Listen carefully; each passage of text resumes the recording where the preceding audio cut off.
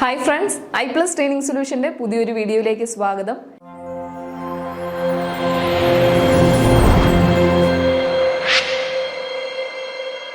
ഇന്ന് നിങ്ങളെ ഇവിടെ ഞാൻ പഠിപ്പിക്കാൻ പോകുന്നത് IMFനെ പറ്റിയാണ്.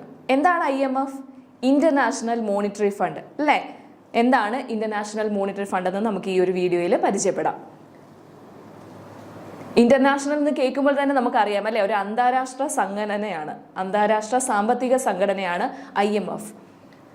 The IMF was established on 27th December 1945, created as a part of Bretton Woods Agreement in 1944.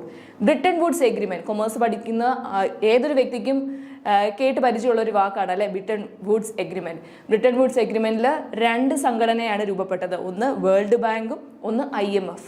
അപ്പോൾ IMF സ്റ്റാർട്ട് ചെയ്തത് എന്നാണ് 27 ഡിസംബർ 1945.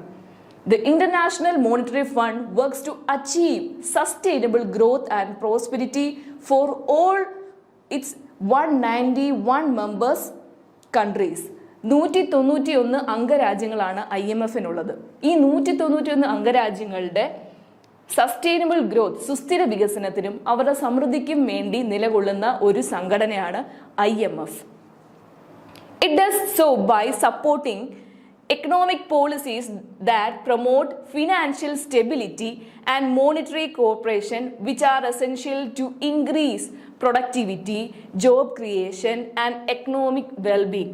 ഈ രാജ്യങ്ങളുടെ എക്കണോമിക് പോളിസീസ്, നൂതനമായ എക്കണോമിക് പോളിസീസ് നല്ലതായി നൽകിക്കൊണ്ട് അവരുടെ ഫിനാൻഷ്യൽ സ്റ്റെബിലിറ്റിയെ ഉയർത്തിക്കൊണ്ടുവരുവാനും അവരുടെ മോണിറ്ററി, ആ രാജ്യങ്ങൾ തമ്മിലുള്ള സാമ്പത്തിക സഹകരണം ഇൻക്രീസ് ചെയ്യുകയും വഴി അവിടുത്തെ പ്രൊഡക്ടിവിറ്റി ഇൻക്രീസ് ചെയ്യും. അതേപോലെ ആ രാജ്യങ്ങളിലെ എംപ്ലോയ്മെന്റ് ഓപ്പർച്യൂണിറ്റീസ് കൂട്ടാനും അവിടുത്തെ സാമ്പത്തികമായിട്ടുള്ള സുസ്ഥിര വികസനം നേടിയെടുക്കുവാനും ഈ IMF എന്ന അന്താരാഷ്ട്ര സംഘടന കൊണ്ട് സാധിക്കുന്നു.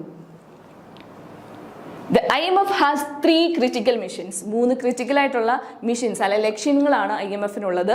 ഫർദറിംഗ് international monetary corporation, monetary corporation അതായത് അംഗരാജ്യങ്ങൾ തമ്മിൽ പരസ്പര സഹകരണം ഉറപ്പാക്കുക.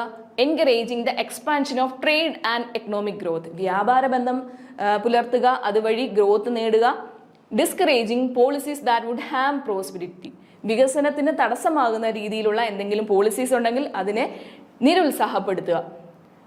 To fulfill these mission, IMF member countries work collaboratively with each other and with other international bodies.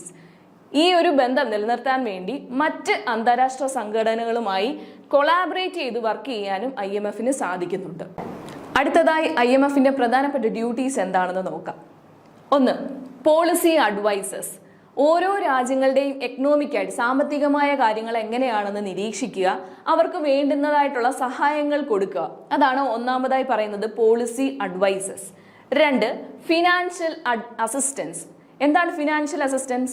സാമ്പത്തികമായി പിന്നാക്കം നിൽക്കുന്ന രാജ്യങ്ങളെ മുന്നിലേക്ക് കൊണ്ടുവരിക, അവർക്ക് അതിനു വേണ്ടിയുള്ള സഹായങ്ങൾ, ഇൻഫ്രാസ്ട്രക്ചർ ഡെവലപ്മെന്റ്സ്, സ്കൂൾ അതേപോലെയുള്ള കാര്യങ്ങളൊക്കെ കൊടുക്കുന്നതിനെയാണ് ഫിനാൻഷ്യൽ അസിസ്റ്റൻസ് എന്ന് പറയുന്നത്. 3. Capacity development. ഓരോ ഗവൺമെന്റിന്റെയും, ഓരോ രാജ്യത്തെ ഗവൺമെന്റിന് എക്കണോമിക് പരമായിട്ടുള്ള പോളിസീസ്, നല്ലൊരു പോളിസീസ് ഒക്കെ ഡെവലപ്പ് ചെയ്യാൻ വേണ്ടി IMF അവരെ ടെക്നിക്കലായിട്ട് സഹായിക്കുന്നു, അവർക്ക് അതിനു വേണ്ടിയുള്ള അഡ്വൈസസ് നൽകുന്നു. ഈ 3 IMFന്റെ ഡ്യൂട്ടീസ് എന്ന് പറയുന്നത്. അടുത്തതായി നെറ്റിന് ചോദിച്ച ഒരു പ്രീവിയസ് ഇയർ ക്വസ്റ്റ്യൻ ആണ് നിങ്ങളെ പരിചയപ്പെടുത്തുന്നത്. നോക്കാം. Which of the following statement is not true about the IMF? IMF was established along with the World Bank. IMF is the result of Bretton Woods Conference.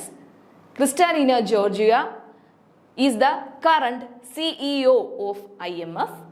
Currently, 193 countries are the members of IMF. ഇത് നിങ്ങൾക്കുള്ളൊരു task ആണ്. ശരി ഉത്തരം ഏതാണെന്ന് നിങ്ങൾ comment ചെയ്യുക. അപ്പോൾ അടുത്ത ക്ലാസ്സിൽ നമുക്ക് കാണാം. Thank you.